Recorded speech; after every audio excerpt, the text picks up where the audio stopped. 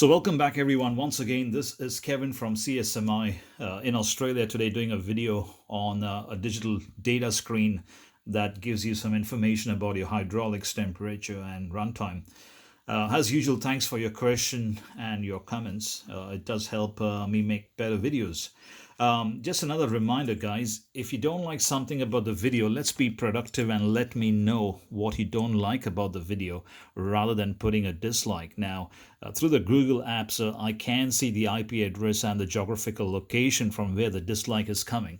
It's not productive really putting a dislike because at the end of the day, the video is actually made to help you guys. And if you don't like the video, just let me know what it is that you don't like about the video, and then I can try to cater the video, or I can find what my mistake is or what's something that I'm not doing right, and then try to make the video to suit, because that is a more productive way to actually get better at what you're doing, because a dislike doesn't really tell me anything, right? So anyway, let's go ahead.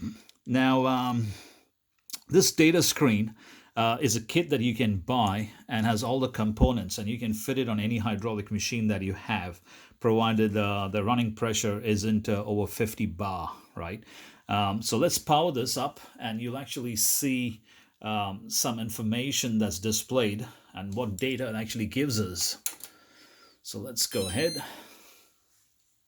Let it power up. Okay.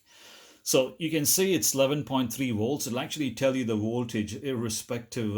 It doesn't have to be a 3S LiPo. Whatever is the battery you're running and whatever is the current voltage is what it'll actually display, right?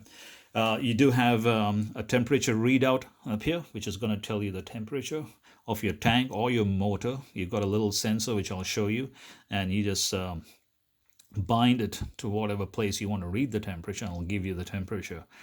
This is just a datum right now, and as you connect your hydraulics through the pressure transducer, it'll actually give you the pressure in the system.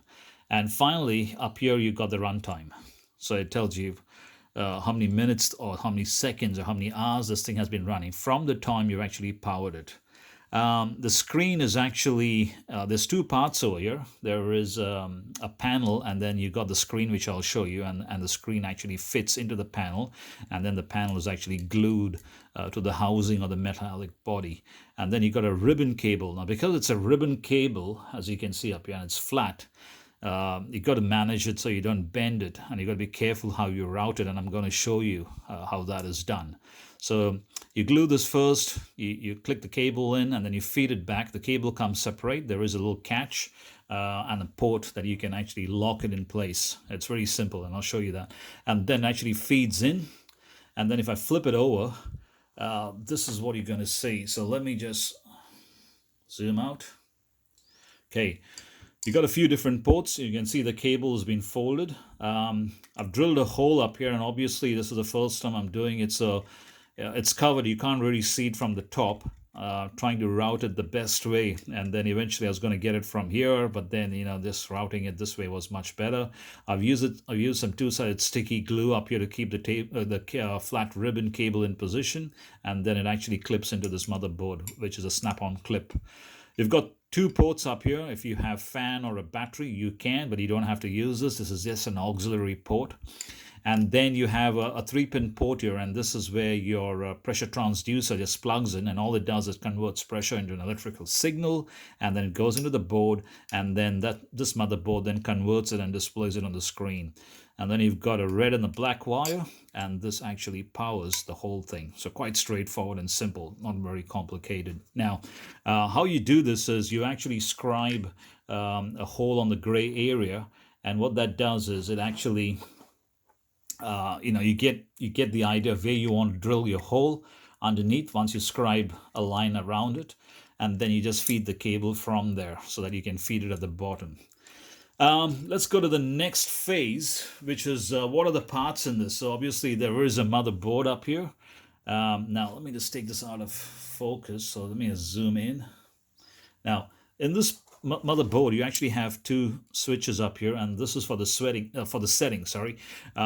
When you actually power this thing up here, you need to hold this down, and then it goes into a settings menu, and then you can scroll through all the screens. I'll make a separate video so it's more clear how you do that, and then you use the other button to actually scroll to the settings for display, for logos, all this stuff. So the main idea is to hold it down, and then you go through the settings menu. A new page comes up and it shows you where you have to go. So that is actually the motherboard that has all the data. Then you have the screen, or sorry, the panel that holds the screen. So this is the panel where you feed it, and then the ribbon comes out. The ribbon cable comes out from here. You need this. This is actually a T-fitting. It's very simple.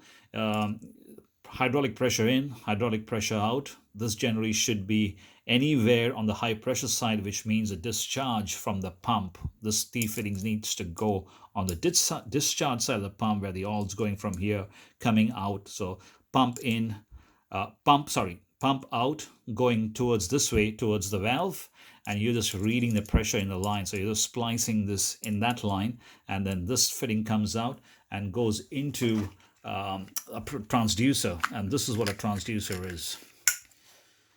So it's got an M5 fitting on one side. You can put a T fitting or a straight fitting, whichever is applicable, wherever you're going to put it. I'll show you what I've done in the Dozer.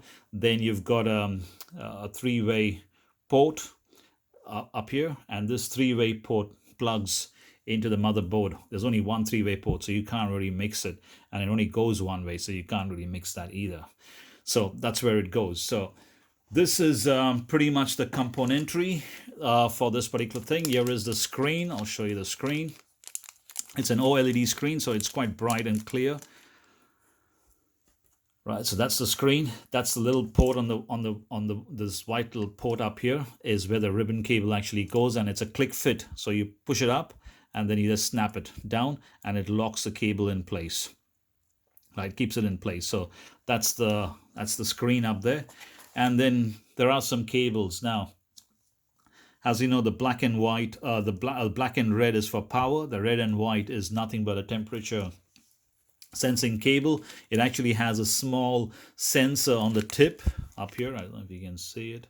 It has a small sensor on the tip, and all you do is you just glue it to the tank where it can actually come and have good contact, and that will just read the temperature. So that is the componentry for this data display screen. We'll go on to the next video. On the next one, I'll show you how we've actually mounted the hydraulic transducer into the Dozer and some wiring, and that'll give you, then you just combine the two and you're good to go. So as usual, if you have any questions, shoot us a comment at the bottom or email us. This is not yet listed on our website. It will be listed on our website, and of course we do ship globally. So as usual, thank you for watching, and I'll catch you on the next video.